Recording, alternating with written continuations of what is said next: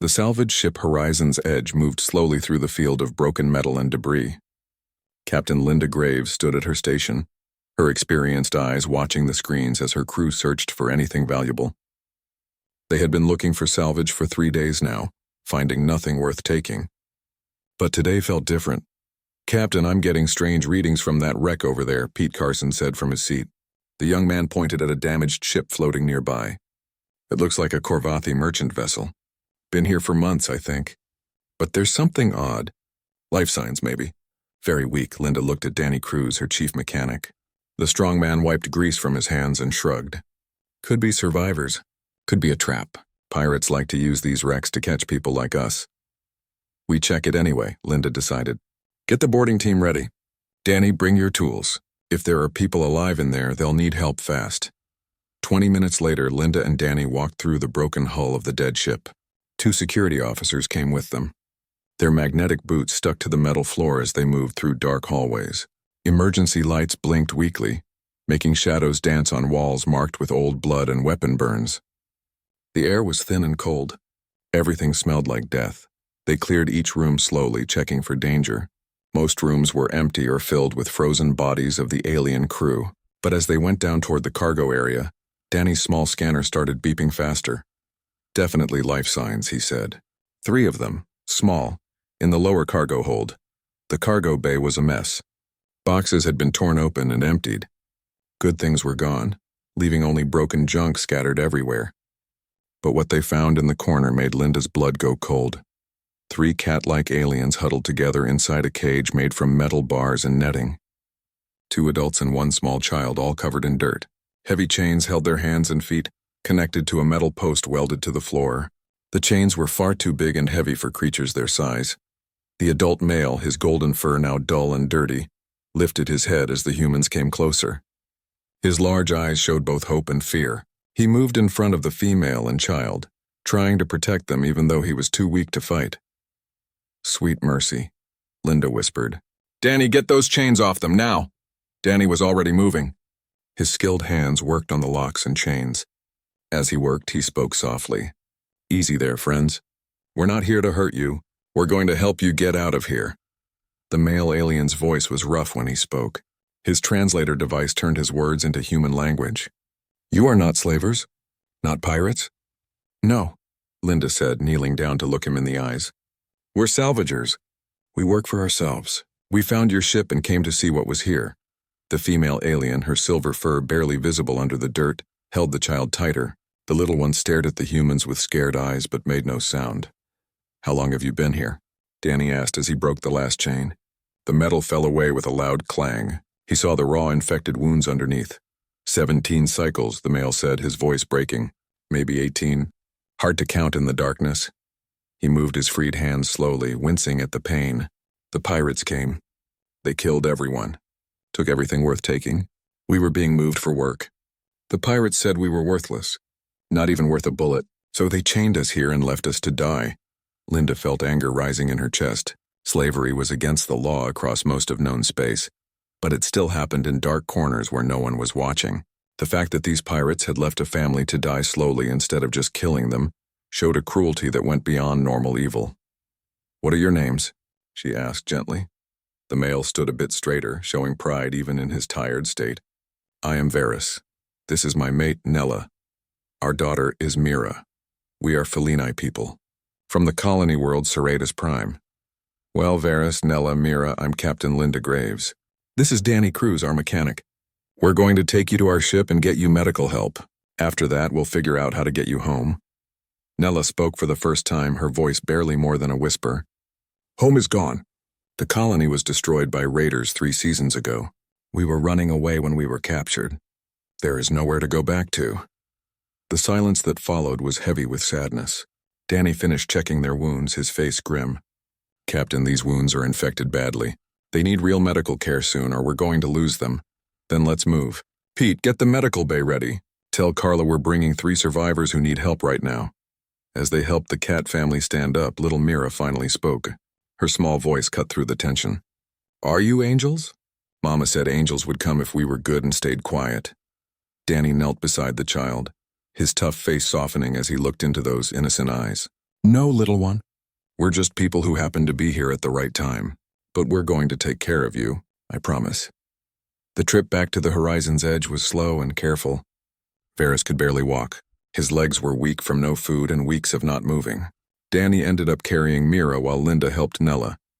The security officers helped Varys walk through the dangerous path back to their ship. Once on board, Carla Hayes, the ship's medic, took over immediately. Her professional face softened when she saw how bad their condition was. She worked fast to help them. Tubes were put in to give them fluids. Wounds were cleaned and bandaged. Warm blankets were wrapped around bodies that had been cold for too long. As the medical bay door closed, Danny stood in the hallway with Linda. His hands were still shaking a bit from anger and shock. "We can't just drop them at the nearest station," he said quietly. "You know what will happen. They'll end up in some refugee camp or worse, back with slavers." Linda nodded slowly, her mind already working. "I know. But we're a salvage crew, Danny. We don't have the money to take care of refugees. And we can't fight a whole slavery ring." "Maybe not," Danny agreed. "But we can keep them safe until we figure something out. That family has been through hell. They deserve better than being pushed around by people who don't care about them." Linda looked at her chief mechanic. She saw the determination in his eyes. Danny Cruz had always been the heart of their small crew, the one who reminded them why they did this dangerous work. If he was willing to fight for this family, then so was she. "All right," she said finally. "We'll keep them with us for now. But Danny, if this goes bad, if keeping them puts the crew in danger, we'll have to make hard choices." "Understood, Captain." As they walked back toward the bridge, neither of them saw Varys standing just inside the medical bay. His sharp hearing had picked up every word of their talk. Tears ran down his furred face as he went back to his mate and daughter's side. Hope sparked in his chest for the first time in months. Maybe, he thought, not all humans were monsters after all. Maybe these strange people who had found them in the darkness were different. Maybe they really would help. He looked down at Nella, who was sleeping under the influence of medicine. He looked at little Mira, curled up on a soft bed for the first time in over a year. They were safe. They were warm. They were free from the chains. It was more than he had dared to hope for, and somehow deep in his heart, Varys knew that this was just the beginning of something new, something better, something that might eventually feel like home. The first 3 days on the horizon's edge were hard for everyone. Varys, Nella, and little Mira stayed in the medical bay while Carla watched over them. The infections were getting better with medicine, and good food was slowly making them healthier. But the fear in their hearts was harder to fix than their bodies. Nella jumped at every loud sound. Varys put himself between his family and the door whenever anyone came in, even though he was too weak to really protect them. And Mira, who should have been a playful child, stayed quiet and watchful. Her big eyes followed every movement like a scared animal. It was Danny who finally helped them feel safe. He started simple. He brought them food himself instead of letting Carla do it. He would sit on the floor just inside the door, far enough away to not seem dangerous. Then he would eat his own meal while talking about nothing important. Ship news, broken machines, funny stories about the horizon's edge. He never asked questions or pushed them to talk. He just filled the silence with normal, everyday words. On the 4th day, Mira surprised everyone by speaking to him. "What is that?" she asked, pointing to the tool on Danny's belt. Danny looked up, genuine surprise on his face. He carefully took off the tool and held it up where she could see it without getting close. It's a multi-tool. Mechanics like me use it to fix things. See, it has screwdrivers, pliers, wire cutters, all kinds of useful parts." Mira's ears moved forward with interest. "You fix things?" "That's my job," Danny said with a smile. "When something breaks on the ship, I make it work again. Keeps us flying and keeps us safe. Can you fix anything?" The child's voice was stronger now, curiosity beating fear. Danny pretended to think hard about this. "Well, I don't know about anything. Never tried to fix a broken heart or hurt feelings. But machines? Yeah, I'm pretty good with those." "My papa used to fix things too," Mira said quietly. Before the bad people came, the medical bay went silent. Nella's breath caught and Varys closed his eyes against the pain of that memory. Danny nodded slowly. "Sounds like your papa was a smart man. What kind of things did he fix?" "Everything. Talking devices and coolers and the water maker. He said fixing things was like solving puzzles and he loved puzzles." "He was right," Danny agreed. "That's exactly what it's like. You have to figure out what's wrong, find the right parts, and put everything back together so it works again. Mira was quiet for a moment, then asked in a small voice, "Could you teach me? To fix things?" Danny looked at Varys, asking permission without words. The cat-like male studied him for a long moment before nodding slowly. "If you want to teach, I will not say no." She should have something to look forward to, something to think about besides dark memories. And so an unlikely friendship began. With Carla watching and Varys and Nella's permission, Danny started teaching Mira the basics of fixing machines. He brought simple devices to the medical bay, broken tools and parts that could be safely taken apart and put back together. Mira proved to have quick hands and a natural gift for understanding how things worked. More importantly, the lessons gave her something to do besides worry and remember. Color came back to her face, and sometimes Danny would hear her laugh when she solved a mechanical puzzle. Those laughs were precious, worth more than any salvage find. As Mira began to heal, so did her parents. Nella started helping Carla organize the medical supplies. Her need for order found an outlet in the somewhat messy medical bay. Varys, still weak but growing stronger each day, began asking questions about the ship, its systems, its crew. It was during one of these conversations that Linda made a decision that would change everything. She found Danny in the engine room, covered in grease and swearing at a broken coolant line.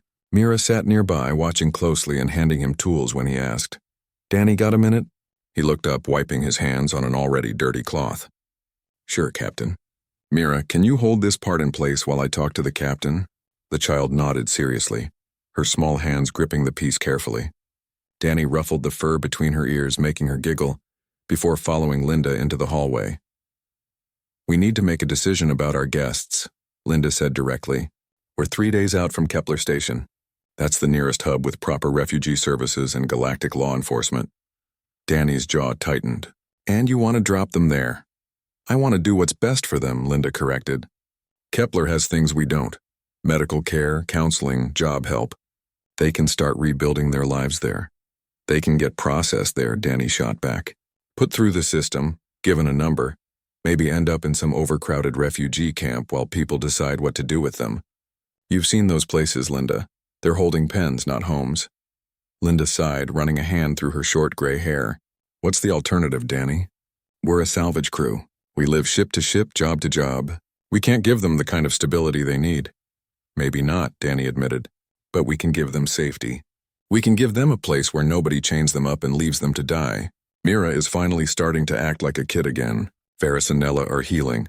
Not just their bodies, but their minds. You want to rip them out of that and throw them into the mess that is refugee services? So what are you saying? We keep them? Forever? Danny met her eyes steadily. Why not? Varys was a technician. Nella said she worked in plant growing before everything went bad. They have skills we could use. And Mira, well, she's learning fast. In a few years, she could be a real help in the engine room. Linda wanted to argue, wanted to point out all the problems with what Danny was suggesting, but she had seen the change in the cat family over the past week. She had seen Mira smile when Danny praised her work. She had seen Nella's hands stop shaking when she was helping Carla. She had seen Varys stand straighter each day, pride coming back to replace his defeated posture. The crew would have to agree, she said finally. This affects everyone, not just us. And Varys and his family would have to want to stay. They might prefer taking their chances with refugee services over living on a salvage ship. There's only one way to find out, Danny said. That evening, Linda called a crew meeting in the galley. The Horizon's Edge had a small crew, just 6 people including herself. Pete Carson on sensors, Carla Hayes as medic, Greg Park and Sophie White as general crew and security, and Danny Cruz as chief mechanic. They gathered around the old table where they had shared countless meals, and Linda explained the situation. I'm not making this decision alone, she said. This is our home, our work, our life. If we take on 3 permanent crew members, especially ones who have been through what Varys and his family went through, it changes everything. So I'm asking you all, do we offer them a place here, or do we take them to Kepler Station? There was a moment of silence, then Sophie spoke up. I vote they stay. Little Mira reminds me of my niece. Bright kid. She deserves a chance at a real life, not a refugee camp. Agreed, Greg added. And honestly, Captain, we could use the extra hands. Varys has engineering experience, and Nella's plant-growing background could help us finally get that garden module working. Pete nodded. They're good people. Been through hell and came out still caring about each other, still trying. That kind of strength is rare. I say we give them a shot. Carla, who had spent the most time with the family, smiled softly. They're already part of the crew, Linda. We just haven't made it official yet. Linda felt something tight in her chest loosen. She had known her crew for years, trusted them with her life more times than she could count, and once again, they proved why that trust was right. All right then, she said. Danny, tomorrow morning you and I will talk to Varys and Nella. We'll make the offer and see what they say. The next morning, Linda and Danny found the family in the medical bay. Carla had cleared them for light work, though they still needed to check in daily for wound care. Mira was showing her parents a small device she had successfully fixed, her voice excited as she explained each step. Varys, Nella, can we talk? Linda asked. The adults looked at each other and Nella pulled Mira close. Of course, Captain. Linda sat down across from them, suddenly not sure how to begin. Finally, she just said it straight. We've been talking as a crew, about what happens when we reach Kepler Station, about what options you have for the future. Varys's face became guarded. You want to turn us over to the authorities. That's one option, Linda agreed. Kepler has refugee services, job programs, all the help to let you start over. But there's another option if you want it. What option is that? Nella asked quietly. Stay with us, Danny said. Join the crew of the Horizon's Edge. It's not fancy work and salvage can be dangerous. But it's honest and we take care of our own. You'd have a home, work that matters, and people around you who won't let anything happen to you or Mira. The silence that followed was loud. Varys and Nella stared at them in disbelief, as if waiting for the trick, for the part that revealed this was some kind of cruel joke. You would take us in? Varys finally asked, his voice rough with emotion. After everything? We have nothing to offer, no money, no resources. We are refugees, broken and scarred. You're survivors, Linda corrected firmly, and you have plenty to offer. Varys, Danny tells me you were a technician. We could use someone with your skills. Nella, if you're willing, we have a plant-growing module that never worked right. Maybe you could. 3 months had passed since Varys, Nella, and Mira joined the crew of the Horizon's Edge. The ship had never run better. What started as an act of kindness had become a real partnership. The Cat family proved their worth again and again.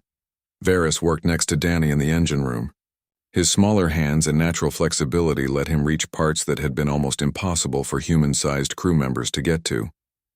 His technical knowledge worked surprisingly well with human systems. Together, he and Danny had made the power system better, improving fuel use by almost 15%. Nella had turned the broken plant-growing bay into a thriving garden. Fresh vegetables and herbs now added to their food rations. She had even managed to grow a small section of plants from her home world, using seeds she had kept hidden in her fur through her whole ordeal. The sight of familiar flowers from her destroyed home brought tears to her eyes the first time they bloomed. And Mira, bright and more confident each day, had become Danny's constant shadow. Her small hands were perfect for delicate work, and her quick mind absorbed technical information like a sponge. More importantly, she had started to laugh freely, play during free time, and act like the child she should have been all along. But fitting in wasn't always easy. The incident at Frontier Outpost 7 brought those challenges into sharp focus. The Horizon's Edge had docked for supplies and to sell some of their recent salvage finds. It should have been a routine stop, but tensions in the Outer Rim had been running high.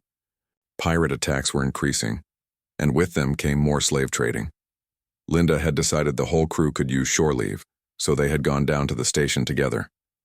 Varys and Nella had been nervous, their past experiences making them wary of strangers. But Mira's excitement at seeing a new place had convinced them to try. They were in the market district when it happened. Mira had wandered slightly ahead, drawn by a display of colorful mechanical toys.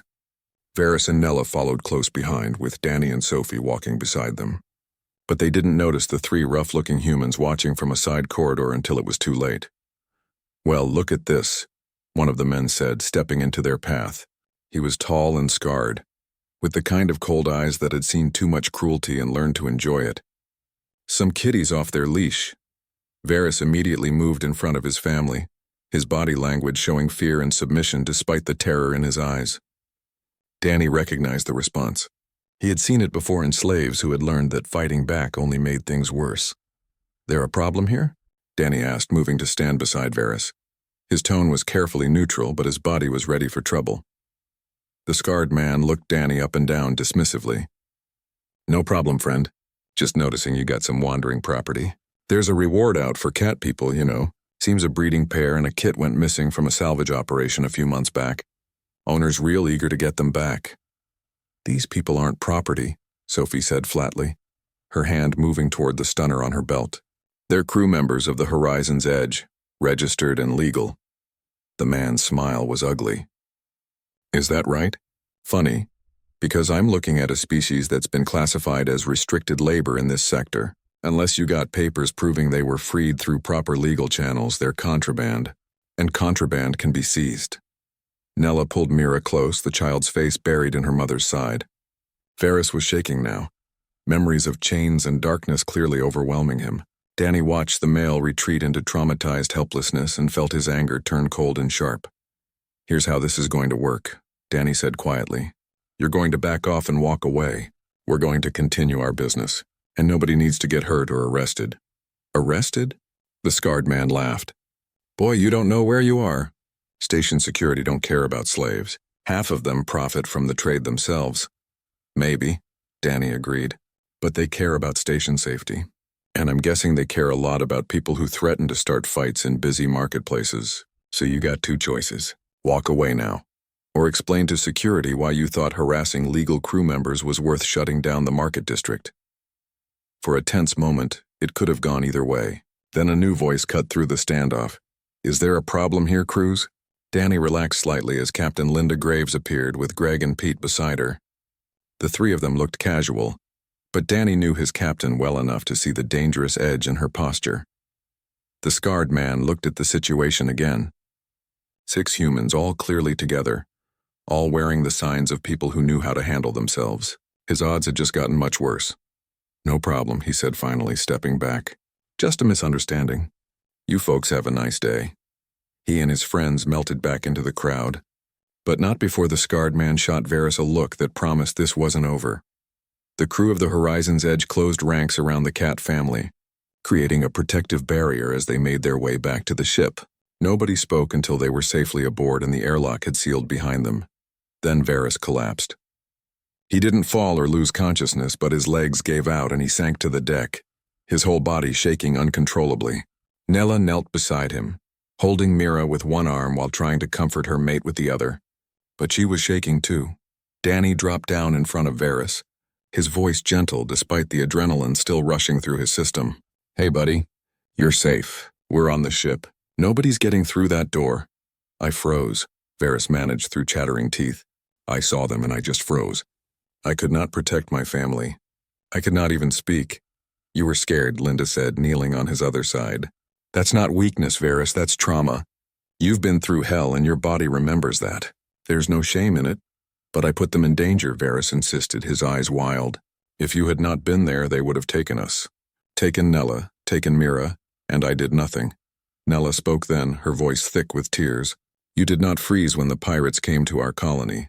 You fought until they knocked you out. You did not freeze when they chained us in that ship. You gave us your food so we would live longer. You have protected us every day of our lives, my mate. One moment of fear does not erase a lifetime of courage. Mira, tears streaming down her small face, threw her arms around her father's neck. You're the bravest papa in the whole galaxy. You saved me. You kept me safe when everything was dark and cold. I love you, Papa. Varys buried his face in his daughter's fur and wept. Not the silent, controlled tears of a man trying to stay strong, but deep, shaking sobs that seemed to come from his very soul. Nella held them both, and Danny noticed she was crying too, finally releasing the fear and tension she had been holding on to for months. The human crew members gave them space, stepping back to give the family privacy in their grief and relief. Linda motioned for everyone to follow her to the galley, leaving only Danny behind. Danny sat on the deck beside them, not touching, not speaking, just there. After a few minutes, Varys looked up at him with red eyes. Thank you, the cat-like male said hoarsely, for standing with us, for not letting them take my family. That's what crew does, Danny said simply. We protect each other always. But the man was right, Nella said quietly. We are not legally free. We were being transported as labor when the pirates took us. In the eyes of the law, we are still property. Danny's jaw tightened. He had suspected as much, but hearing it confirmed made his blood boil. Then we fix that. Make it legal. There has to be a way. There is, Linda said, coming back to the corridor. She had obviously been listening. It's complicated and expensive, but it can be done. We'd need to file freedom papers with the Galactic Labor Commission, prove that Varys and his family were abandoned by their registered owners and left to die. That voids the ownership contract. Then we'd need to file them as registered crew of the Horizon's Edge, which gives them protected status. How expensive? Danny asked. Linda hesitated. About 30,000 credits. Maybe more with legal fees. The number hung in the air like a weight. 30,000 credits was more than they usually made in 6 months of salvage work. It would require using their emergency reserves, the money they kept for repairs and problems. It would leave them vulnerable if something went wrong. Do it, Danny said without hesitation. Danny, Linda began, but he cut her off. Do it, Captain. We're not leaving them in legal limbo where any slaver with a fast ship can claim their property. We're making this right. Linda looked at her chief mechanic, saw the determination in his eyes, and sighed. I'll put it to a crew vote, but I think I know how it'll go. She was right. An hour later, the crew gathered in the galley, and the vote was unanimous. They would use their reserves to get freedom papers for Varys, Nella, and Mira. They would make their legal status unquestionable. When Linda told them the decision, Varys tried to protest. Captain, that is too much. We cannot ask you to sacrifice your security for us. You're not asking, Linda pointed out. We're offering. There's a difference. But we may never be able to repay you, Nella said. Then don't, Sophie said with a shrug. Just keep being part of this crew. Keep making the ship better. Keep being the family you are. That's payment enough. The legal process took 3 weeks, and 6 months after joining the crew of the Horizon's Edge, Varys, Nella, and Mira had become essential to the ship's operations. But their real test came when the crew took on the salvage job that would define them all.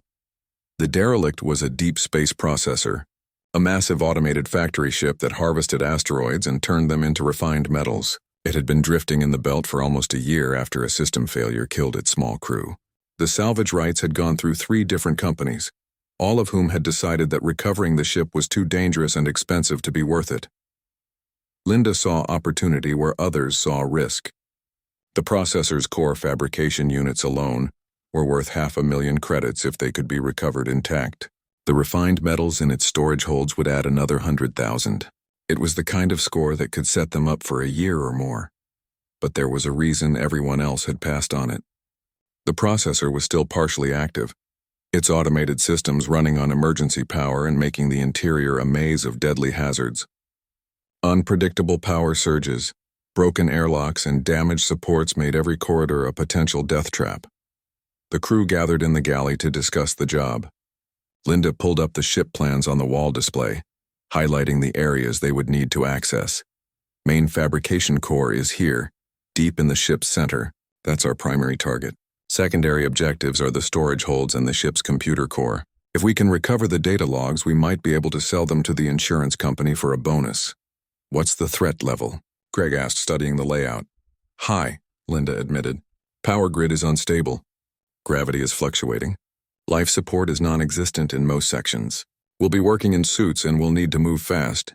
Get in, grab what we can, get out. How big is the fabrication core? Varys asked, his technical mind already working on the details. 8 by 6 meters, weighs about 12 tons. We'll need to cut it free and use the cargo hauler to move it. Varys's ears flattened slightly. That is a complex extraction. One mistake and we could damage the very systems we are trying to recover. That's why you're coming with us, Danny said. You know fabrication systems better than any of us. We need your knowledge to pull this off. Nella, who had been listening quietly, spoke up.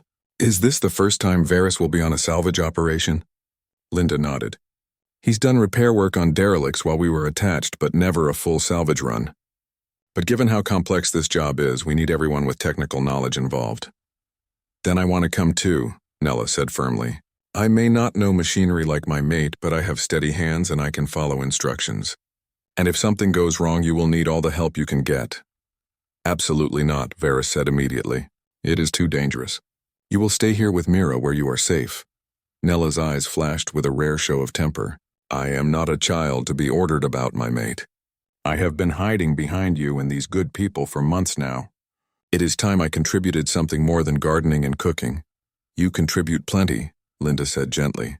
Nobody thinks otherwise, Nella. Perhaps, Nella acknowledged. But I think about myself. I think about the person I was before the pirates came, before we were chained and broken. That person was not afraid. That person could face danger to protect her family and her people. I want to be that person again. Varys looked at his mate with a mixture of pride and fear. Finally, he lowered his head in a gesture of respect. If this is your choice, I will not forbid it. But I will be beside you every moment. I would expect nothing less, Nella said, a small smile touching her lips. Mira, who had been unusually quiet during the discussion, finally spoke up. What about me? Can I help? No, every adult in the room said at the same time. You'll stay here with Pete and monitor communications, Linda said in a tone that allowed no argument. That's an important job, little one. You'll be our lifeline if something goes wrong. Mira's ears drooped in disappointment, but she nodded understanding. Danny ruffled the fur between her ears affectionately. Besides, someone's got to keep the Horizon's Edge running while we're gone. Think you can handle that? The child perked up slightly at being given responsibility. I can do that. I won't let you down. 2 days later, the salvage team suited up and prepared to board the derelict processor. Linda would lead, with Danny, Varys, Nella, Greg, and Sophie making up the rest of the team. Carla would stay behind with Pete and Mira, ready to provide medical support if needed. The outside of the processor was scarred and pitted, evidence of the disaster that had killed its crew. Several hull breaches vented atmosphere and frozen plumes, and one entire section had been torn away by what looked like an explosion. Cheerful-looking place, Sophie muttered over the comm. Just remember, Linda said, this ship is still partially active. Watch your step. Don't touch anything that looks like it might have power running through it. And if you hear any unusual sounds, report them immediately. They entered through a cargo airlock that Varys and Danny had managed to manually override. The interior was dark except for their suit lights, and the temperature was well below freezing. Ice crystals glittered on every surface, and their breath showed in their helmets despite the suit heaters. Gravity is at about 40%, Greg reported, testing his footing. Makes everything feel weird. They moved deeper into the ship, following the route Linda had planned to the fabrication core. Every corridor was a challenge. Doors had to be forced open or cut through. Debris floated in the reduced gravity, requiring careful navigation. And everywhere the ship groaned and creaked, the sounds of metal under stress echoing through the dead passages. Nella handled it all with surprising calm. She followed Varys's lead, her movements careful and precise. When they found a collapsed wall blocking their path, she was the one who spotted the alternative route through a maintenance shaft that larger humans would have struggled with. Good eye, Linda complimented her. I am small, Nella said simply. Sometimes that is an advantage. They reached the fabrication core chamber without incident, and Danny whistled appreciatively at the sight. The massive piece of machinery dominated the space, a complex arrangement of processing units, fabrication arms, and material storage systems. Even cold and inactive, it was impressive technology. Okay, team, Linda said. Varys, Danny, you're up. The rest of us will secure the area and watch for trouble. Varys approached the core with the respect of someone who truly understood how sophisticated the machine was. He pulled up technical plans on his suit's display and began marking the points where they would need to make cuts. The power couplings here and here, he explained, highlighting sections for Danny. The coolant lines must be drained first or we risk contamination. And these supports are load-bearing. We must reinforce before we cut or the entire thing could collapse. They worked with careful precision, Varys's knowledge and Danny's skill combining perfectly. Nella helped where she could, holding tools and components while the two males did the delicate work. Time seemed to slow in the intense focus required for the operation. Then disaster struck. A massive power surge ripped through the ship without warning. Lights that had been dark for months suddenly blazed to life. Automated systems that had been dormant roared back to operation. And in the fabrication chamber, the core they were working on suddenly activated. Everyone back, Varys shouted, but it was too late. A fabrication arm, designed to move tons of material, swung in a pre-programmed arc directly toward Danny. He tried to dodge, But in the reduced gravity, his reaction was too slow. The arm caught him across the chest, sending him flying into a far wall with bone-crushing force. "Danny!" Nella screamed, "I have him!" Greg was already moving, his security training taking over. He grabbed Danny's limp form and started pulling him toward the exit.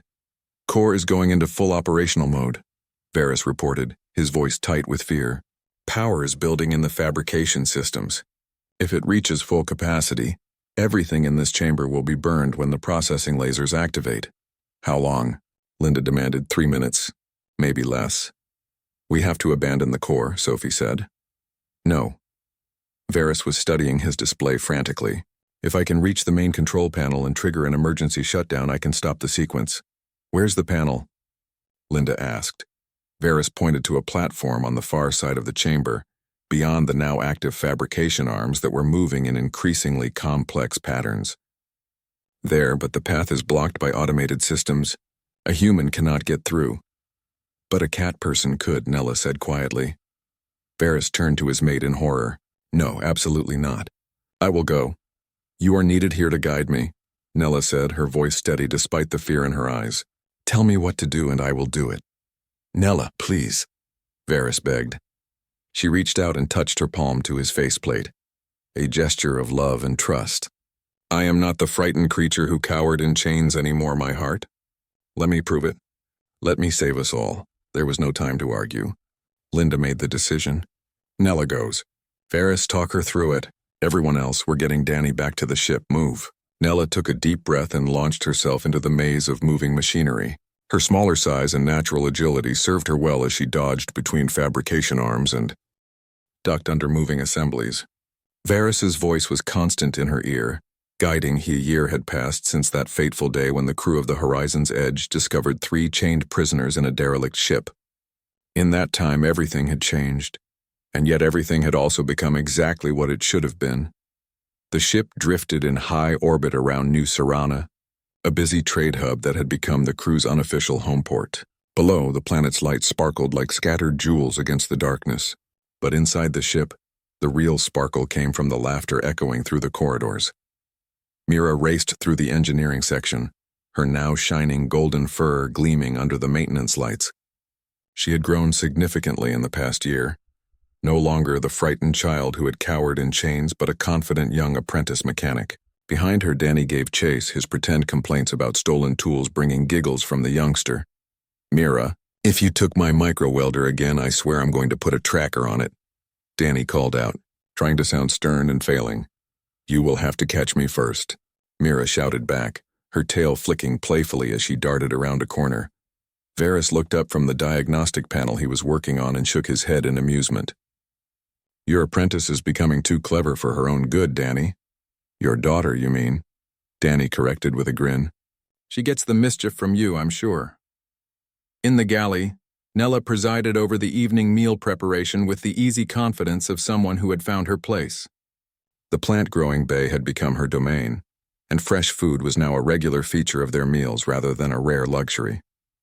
Tonight she was preparing a fusion dish that combined human and cat people cuisines, something that had become a tradition on the ship. Linda entered the galley and inhaled appreciatively. "Smells amazing, Nella. What's the occasion?" "Does there need to be an occasion for a good meal?" Nella asked, but there was a knowing glint in her eyes. Before Linda could respond, the ship's comm system crackled to life. "Captain, you're going to want to see this." Pete's voice carried an odd mixture of excitement and disbelief. "Got a priority transmission coming in from New Serana Port Authority. Flagged urgent." Linda and Nella exchanged glances before heading to the bridge together. The rest of the crew trickled in over the next few minutes, drawn by the unusual summons. Even Danny and Mira appeared, the youngster still clutching the micro-welder she had indeed borrowed. Pete brought up the transmission on the main view screen, and a stern-looking human woman in an official uniform appeared. "Horizon's Edge, this is Port Director Helen Grant. We have a situation that requires immediate attention, and you've been specifically requested for the job." "Requested by whom?" Linda asked, her captain's instincts immediately on alert. "By me," said a new voice, and a second figure appeared on the split screen. This one was cat-like, an older male with silver-streaked fur and the bearing of someone used to authority. Varys gasped audibly at the sight of him. Elder Torin, Varys breathed, his voice thick with emotion. You survived. As did you, young Varys, the elder replied, his eyes warm despite the formal setting. And your family as well, I see. My heart sings to know you found safety. You know this person? Dany asked quietly. He was the colony administrator on Serratus Prime, Varys explained. One of our leaders. We thought all the elders had been killed in the raids. Elder Torin's expression grew sad. Many were, but some of us escaped, scattered across the sector. We have been searching for survivors trying to rebuild what was lost. And in that search, I came across records of a small salvage ship that had rescued a cat people family from a derelict vessel. Records that mentioned the family had been legally freed and integrated as crew. I dared to hope it might be you. Why are you contacting us now? Ella asked, her natural caution making her wary even of friendly faces from the past. Because I need help, Torin said bluntly, and because what I am asking I can only ask of people I trust. People who have already proven themselves capable of extraordinary compassion. Port Director Grant took over the explanation. 3 weeks ago we intercepted a slave transport ship in this system. The crew was arrested, but the cargo posed a unique problem. 42 cat people civilians, mostly families with youngsters, all marked for sale in the outer rim markets. 42, Nella whispered, her hand going to her throat as memories of her own captivity surfaced. They're being held in a temporary facility on New Serana while we sort out the legal complications, Grant continued. But here's the issue. These people have been through hell. They're traumatized, they don't trust humans, and frankly, our standard procedures for processing refugees aren't equipped to handle their specific needs. That's where you come in, Elder Torin said, looking directly at Varys and his family. These people need to see that it's possible to survive, to rebuild, to trust again. They need examples of what life can be after the darkness. They need hope. What exactly are you asking us to do? Linda asked carefully. Help us evaluate and place these refugees, Grant replied. Work with our social services to develop protocols for cat people-specific trauma care, and most importantly, serve as liaisons and advocates for people who have no voice right now. That's a big ask, Greg said. We're salvagers, not social workers. You're more than that, Torin countered. You're proof that humans and cat people can work together as equals. That captivity doesn't have to define a person's entire future. Just meeting Varys and his family, seeing how they've thrived, would give these refugees something they desperately need. Linda looked at her crew, reading the expressions on their faces. She saw uncertainty in some, determination in others. But it was Varys who spoke first. We will help, he said firmly. How could we not? These are our people, Captain. They suffer as we suffered. If we can ease their pain even slightly, we must try. Varys, Linda began. This isn't a small commitment. It could take weeks, maybe months. It would mean staying in one place, getting involved in bureaucratic nightmares, dealing with trauma that might trigger your own difficult memories. I know, Varys replied, and I still say we must help. Nella nodded her agreement. We were given a chance when we had lost all hope. How can we deny that same chance to others, Mira? Dany asked, looking at the youngster. You get a vote too, little one. This is your life we're talking about. Mira was quiet for a moment, her young face serious beyond her years. Finally, she said, When I was in the dark ship, I used to dream that someone would come, that someone would care enough to save us. And you did. If we can be that dream for other kids like me, then we have to do it. Linda felt something tight in her chest loosen. She looked at the rest of her crew, human members who had signed on for salvage work, not social service. Greg, Sophie, Pete, Carla, this affects all of you. What do you say? I say those people need help, Sophie replied. And we're in a position to give it. That's reason enough. The others nodded their agreement, and Linda turned back to the screen. All right, Elder Torin, Director Grant, we're in. Tell us what you need. The next few weeks were unlike anything the crew of the Horizon's Edge had ever experienced.